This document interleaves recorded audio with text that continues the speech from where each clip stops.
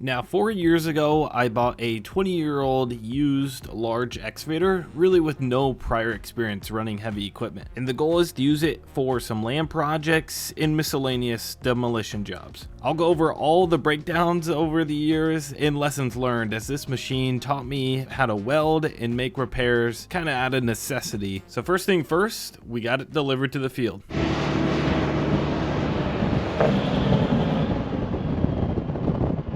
Yeah, we might play with it today and just hit some of the small ones.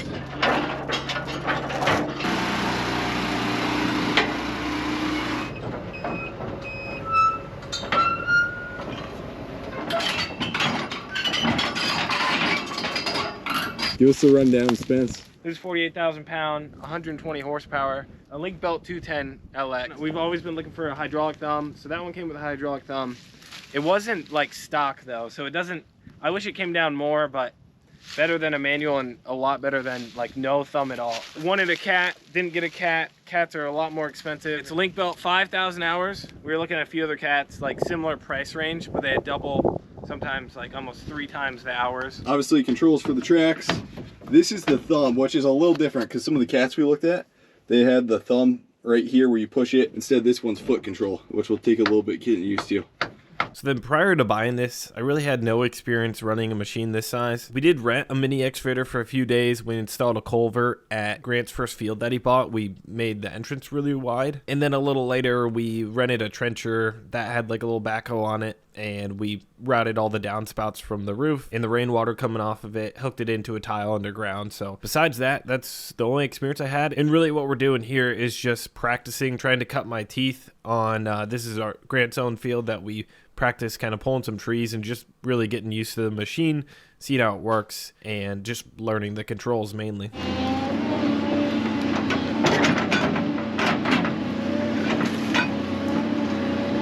He's got to be smiling his face off running that thing. I think he's going to enjoy it.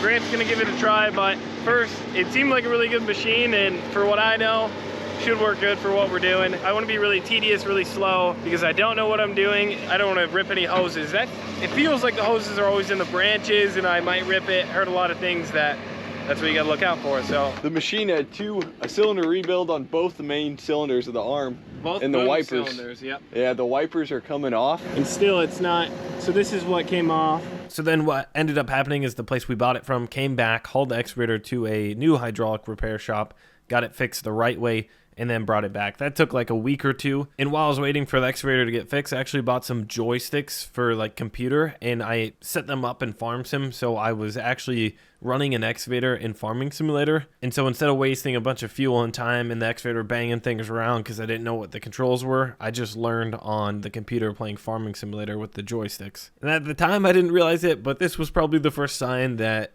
the excavator wasn't in the best condition, and maybe some of the repairs were cheaply done. Because once we got it back from the shop and I ran it for 30 minutes and it started to act up a bit, it seemed like there was something wrong with the fuel. Gosh darn it, that is not right.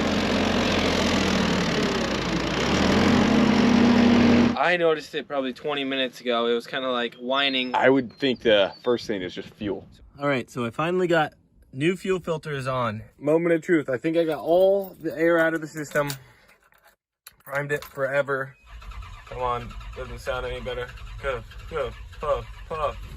Come on. So after I got it up and running again, I did some investigating. I dumped the old fuel filter and a bunch of like gunk and orangey stuff came out of it. So I kind of assumed the previous owner had it sit for a long time, maybe not all full with fuel, and algae and moisture gets in the fuel tank just from it sitting, and then it kind of builds up and gets gunky. Thankfully, there is a drain that's easy to get to at the bottom of the fuel tank here that I'm messing with. I'm just trying to kind of clean out maybe any gunk that's in the bottom. But it seems like I'm just gonna be going through fuel filters until it's clean. It seems to be running good.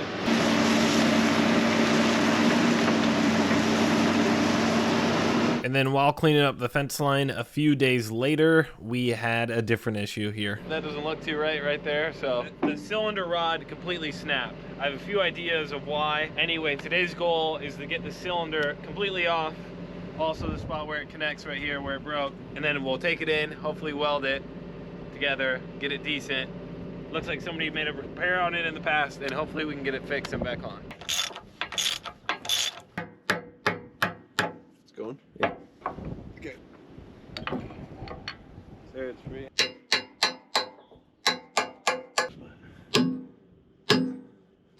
you go. Do you want to try and position it to a way that's not dripping on your truck? Nope. Like that?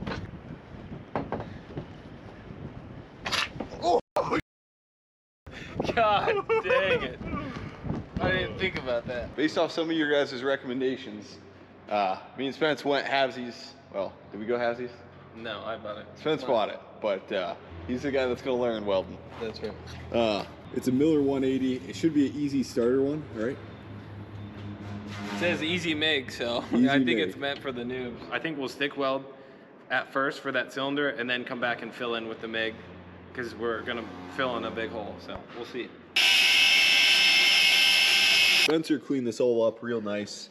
Rolled over and We got to fill all this in. We're gonna need a lot of sticks there, filling that in. yeah, hopefully it works out.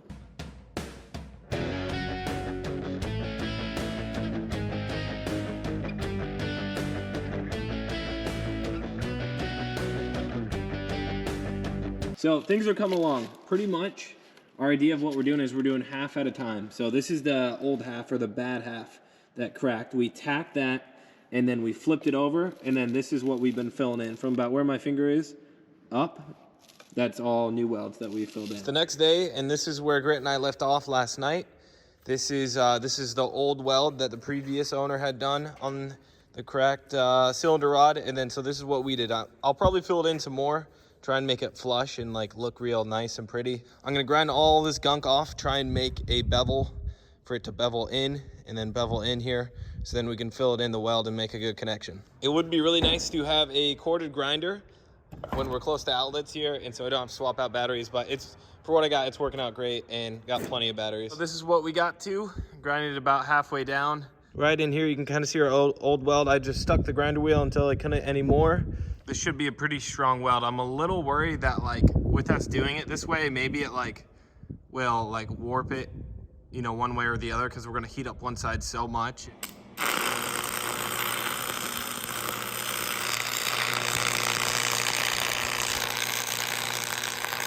So I think I'm gonna go through one more stick, lower the amperage, probably don't need to go that hot, and then start using the flux core welder. A little update, we're pretty much have filled that big crack, still have a little bit to go. I tried to run it up here, so then we're actually connecting to this and making a good connection. I got everything filled in, it cooled down, then I taped it off ready to paint just so it didn't rust. And I had such little experience welding, just doing any type of work like this, that I totally forgot all the rubber seals on this hydraulic cylinder are gonna be so screwed up because the rod got so hot from welding. And in hindsight, I should have pulled the rod out, had some wet towels wrapped around it, kept it cool. I just had zero experience. I didn't even really know that was a thing. How long do you think she lasts? I think it's better than what the other guys did, and You think she should last? I think it should last. There you go. Got it.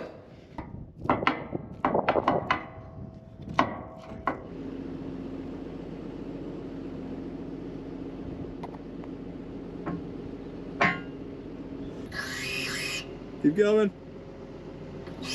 Oh. Tad more. Good. There you go. Right there. Go.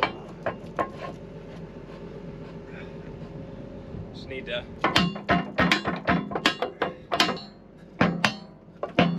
Oh.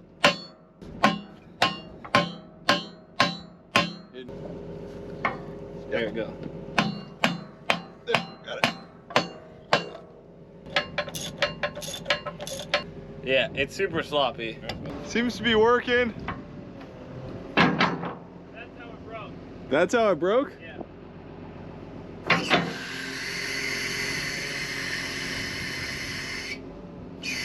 And Spence is going to be clearing this all the way down there until that tree line pretty much. I have the chainsaw and everything you need.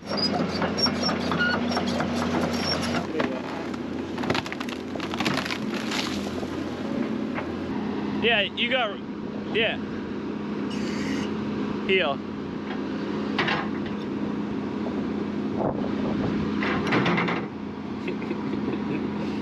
The thumb cylinder ended up holding up. I got that fence line cleared, and then we were done for the season as we were starting to plant. And I brought the excavator back to do a project on a old abandoned house that the fire department was going to have burned down. And I was going to have the excavator there to backfill the hole with dirt.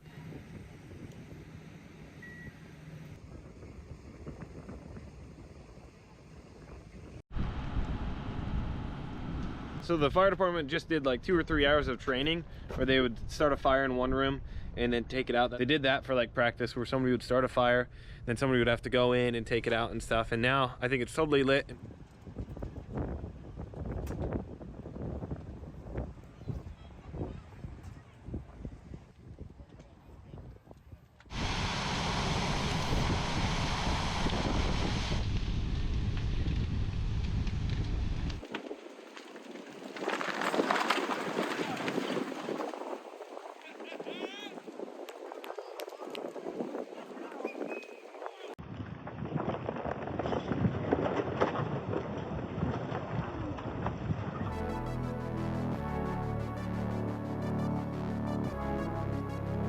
So then I had a dumpster nearby, sorted off all the metal things, tin, anything like that. There was an old cistern near the house, and then also like a tornado shelter slash, I think like a cellar kind of thing. I wanted to cave those in, so then there weren't just random sinkholes 10, 20 years from now if you backfilled it improperly. And kind of scratched around, leveled it off, so then it was ready to backfill with dirt.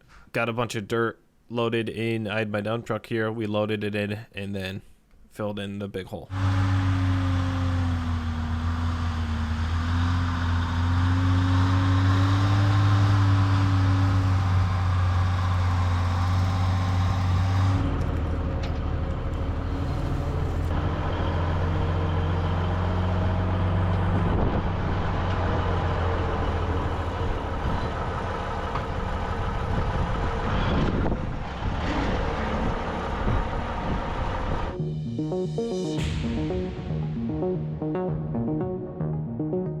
All right, so this project turned out pretty good. We spread some topsoil here and we'll seed it in the springtime. So this is a project we started. It's mid to late November right now, and it's getting pretty cold out. We're doing a tiling project at Grant's farm, roughly 50-55 acres we're gonna tile. So I just got done with the house, brought the link belt down. So right now I'm working on, this is an outlet. Sounds like they just tried to pull an 8-inch main and Ben's tractor, the quad track, spun out. So we're gonna hook up with the quad track and the excavator and then try and pull it. So this is gonna be really interesting.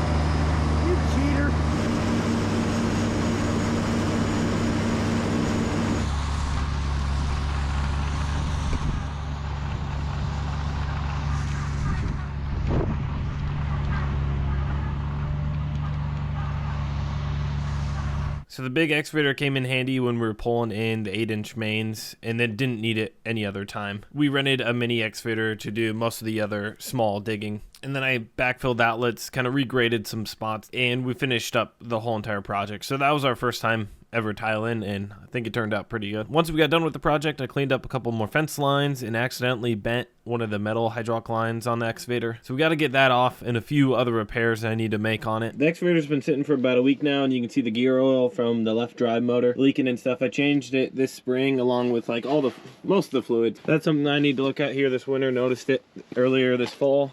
And one thing that's getting worse is this upper roller seized up, and so the track just wears it down, and so eventually they'll break, and it's hard on the track, and then the track correlates to the sprocket, and That would be good to get taken care of too. And then that hose, I did not see when I did it, but I noticed it a little later in the night. I accidentally must have got it caught on a tree.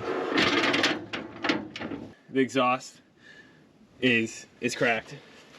So it's no, maybe that's hard to see, but you can see daylight through it. Maybe I could weld that together, just take that 4 bolts off, take off the whole thing, weld it, and then put it back on. Tried to rebend it back, and it didn't work. I don't know exactly how to fix this.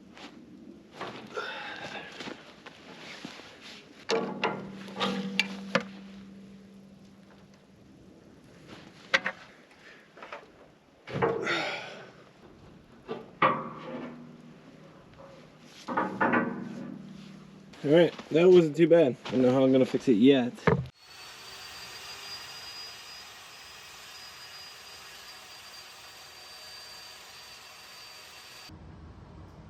I cut off as little as I thought I could. So the inside, we couldn't get this long one with air, so we're gonna hooked up a rag, ran a rope through it, and that should clean it out. There we go. Dirty? Yeah, so that's what we're looking for, all those shinies right there. And that should be pretty clean. Oh yeah, look at that. Oh yeah, that's way cleaner. There we go. That works. All right, now time to bevel this, weld it, and hope that it's airtight. Grounded there, this is the long piece. And now we're trying to make a clean connection. Beveled it just enough, but not too much where it doesn't match up perfectly, so.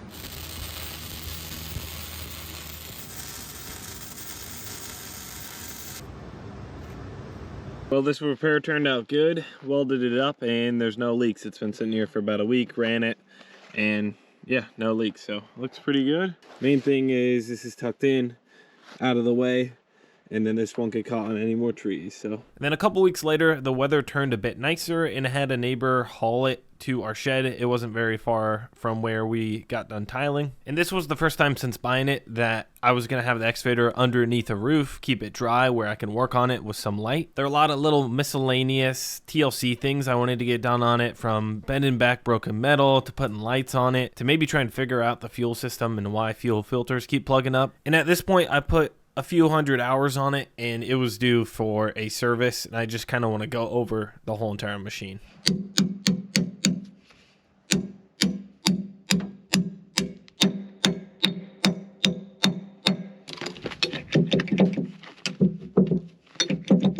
I think I got it in there. I mean, there's a lot of wiggle and stuff. I'm sure it's supposed to be a bit tighter, but the other ones wiggle kind of just as much, and they have dirt in there, so it kind of restricts how much they move. This roller here is completely shot, and actually one of the bolts that hold it on, it's wore through it. I saw that. That's what a number one looks like, and you can actually see the track is sagging quite a bit more than the other one. So.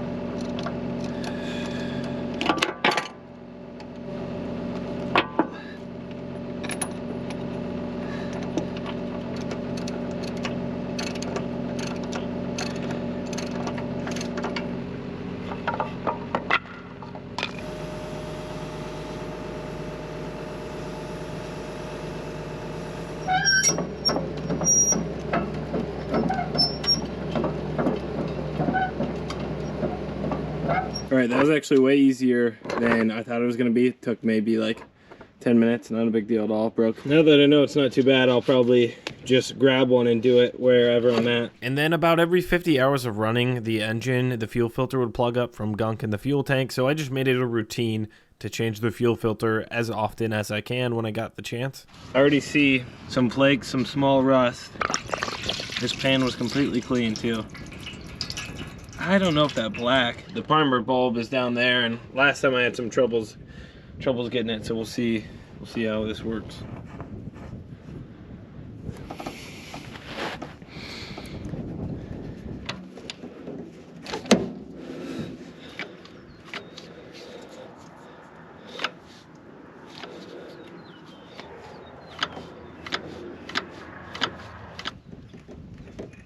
So this is the water fuel separator, and all that is rust down there, and I cracked it when it was running, if you can see that.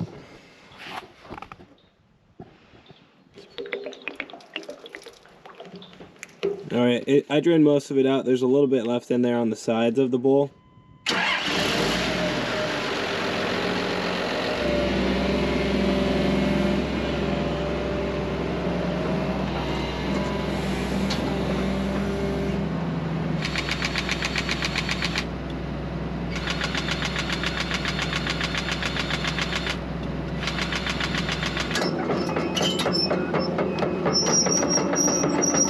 So both those tracks are now tight. They were both sagging about 4 inches each, so.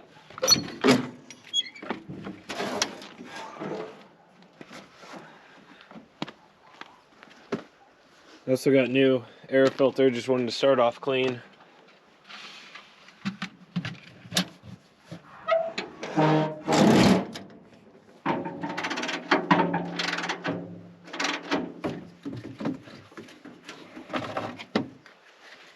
There's the old one, here's the new one. Hopefully this gets rid of the mice smell. Next day I brought the excavator inside as it got cold and snowy, and got a couple more bent hydraulic lines to fix, and really want to go through and clean up the excavator as much as I can in the cab and all around.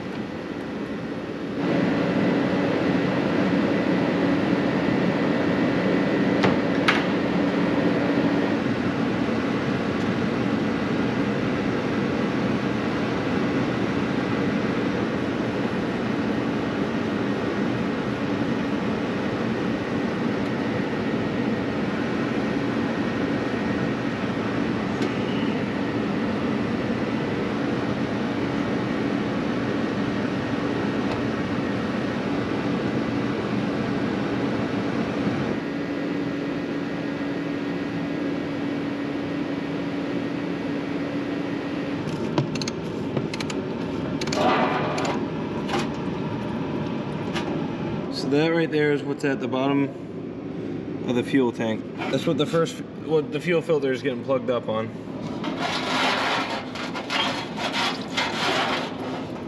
Here we go.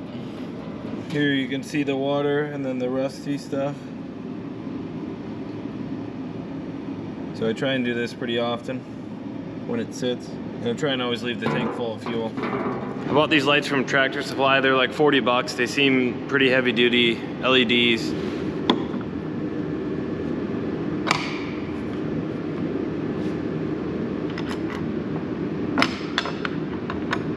So that's how they're gonna look. They have like these brackets there. I wonder if there were lights that originally came on it right here and then they busted off.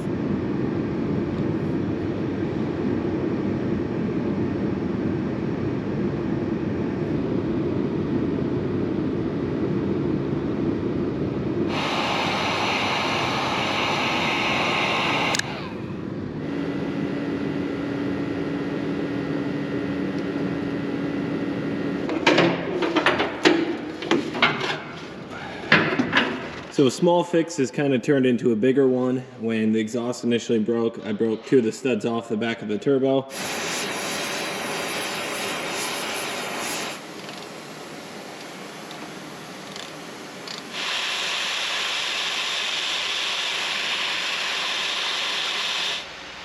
Let me get it all the way up. Yeah. Well, I wasn't able to get that stud out, and I'm gonna weld a nut to it, so I gotta pull a bit closer to get the welder up here.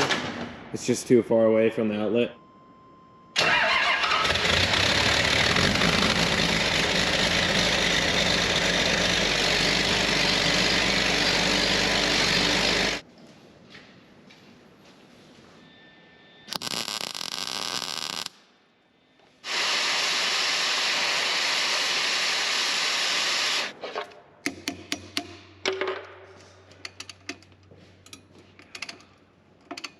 Didn't work.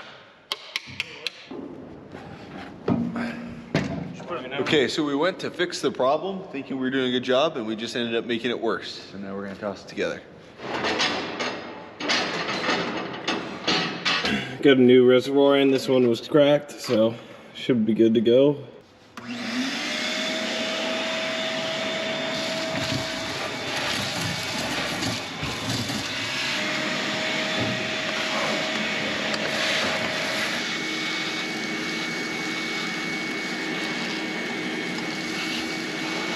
So this is something I've been wanting to fix for a while. This step, obviously you got hit by something, probably a tree fell on it. And when you're coming up and down off the excavator, you gotta turn your foot sideways, otherwise you'll kind of slip off. So fixing this would be really nice, gonna heat it up. And then also this is bent here. This got hit by a tree. I'm guessing this happened all at once. Just gonna run the little jack in there and hopefully heat up the corner and just slowly jack it up.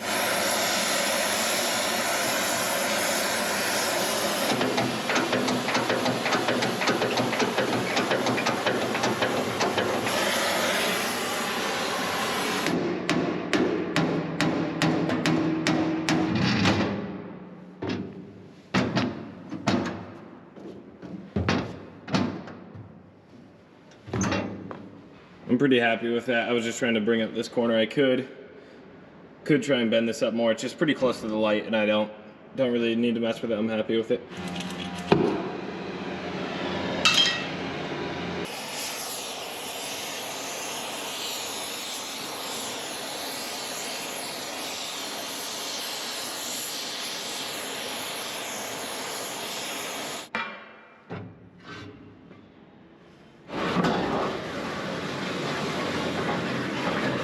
All right, so I'm done working on the excavator and it's gonna get hauled out tomorrow morning. So I gotta get it out of here, park it. Got this rebent here. It's not perfect, but it's way better than where it was. Less likely to grab a branch and rip it off. And my favorite thing, clean the cab. Got a little seat cover on it. So looks good there. The coolant overflow bottle was cracked and stuff was getting in it. So redid that, cleaned out the radiator, a bunch of stuff in there. Raccoons have been living in there, so cleaned up a lot of their leftovers. And then I think these steps turned out pretty good. I'm gonna throw some primer on it here. So now you can stand like this instead of having to turn your foot that way. So it's flat, step, step, feels right. Got those two lights on there. Only was able to get one of the studs out, broke off another one, reclamped it here, but the exhaust is gonna leak way less. I put a new gasket in there, so yeah, that'll be good. We did fuel filters, oil.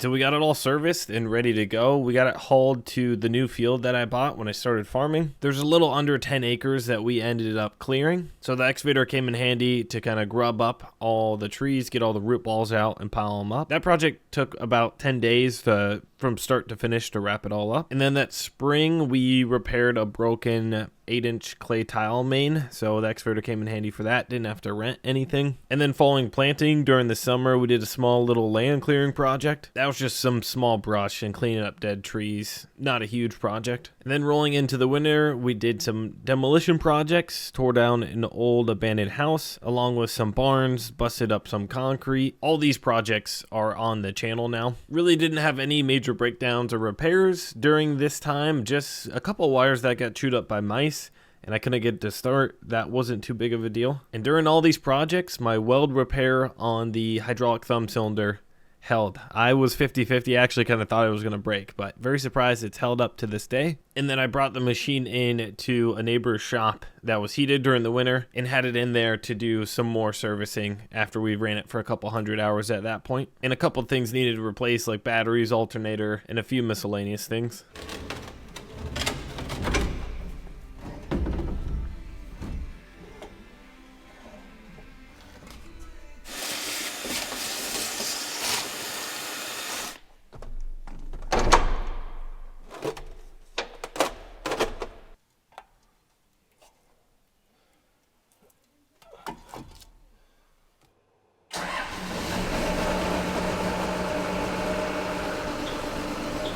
New batteries are good to go, and the old ones, it looks like they were from 2012. So we got over a decade on the old ones. That's cool to see.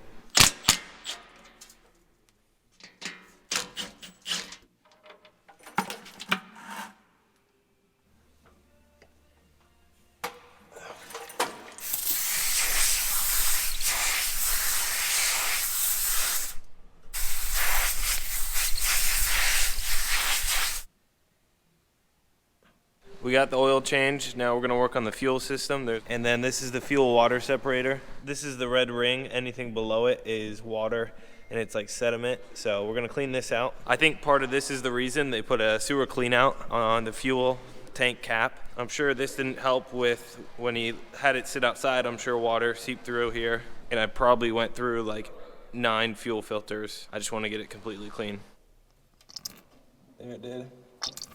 Then you can see that was the first time I opened it. There's little, like, that's a flake of rust right there. It might make a mess here.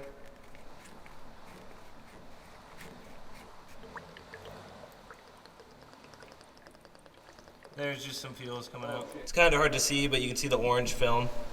I mean, there was a glob here. And then I want to track it outside, and we're going to completely empty the fuel tank, rinse it out, and be done messing with a bad fuel in the tank and kind of see if it's rusty or how bad it is.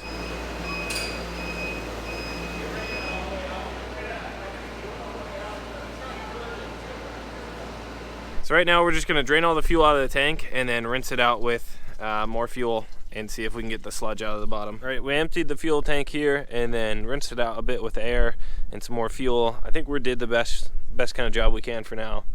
And but probably didn't get it perfect. We'll just always keep an eye on fuel separator and the fuel filters. And then recently I was dealing with the excavator kind of starting rough. That's why I changed out the batteries. Those went dead. And then while I had it in a nice heated shop, I did the glow plugs. Got new glow plugs in there. The old ones were pretty black and had like a lot of carbon on them. But I thought between glow plugs, battery, and then I did throw a new alternator on as well. After all that, it's been starting really good in the cold weather. And then I did have a coolant line that busted, and I just got a new one and got it installed on there. So refilled it was a couple gallons of coolant that spilled, topped off hydraulic oil, and then it was good to go and out of the shop. All right, now we're on a different project. It's late February 2026 now, and we're getting up to date in this video. This is probably the last project we'll be using the excavators on, and brings us up to date. So my buddy Will is doing this project. I just came down to check it out for a day. So he's renting my big excavator and then my mini and taking down a abandoned building here. He's already got the project started. There was a building here. We're gonna take off the tin. And so this part, they got demoed out and hauled away. I think he's done like 8 dumpsters or so. So trying to get this tin off and somewhat separate material the best he can. This is his first time running it. He's renting it from me, so he's getting the hang of it. So yeah, we'll get working on this. First time both excavators are on a project. Looks good.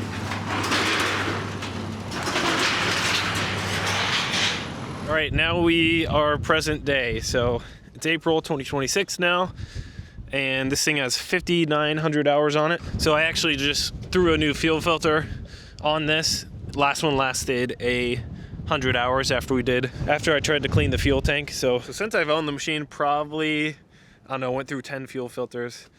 But that one lasted 100 hours, so better than it's been. It's actually on a job site right now. Will is renting it and moving some dirt with it, so I don't have too many projects lined up with it right now, so he's been using it here recently. So yeah, it's worked good, been a good machine. It's always started really good in the cold for never being plugged in. I really never have it next to something to plug it in. So then I bought this 4 years ago, just around 4 years ago, 2022, that spring.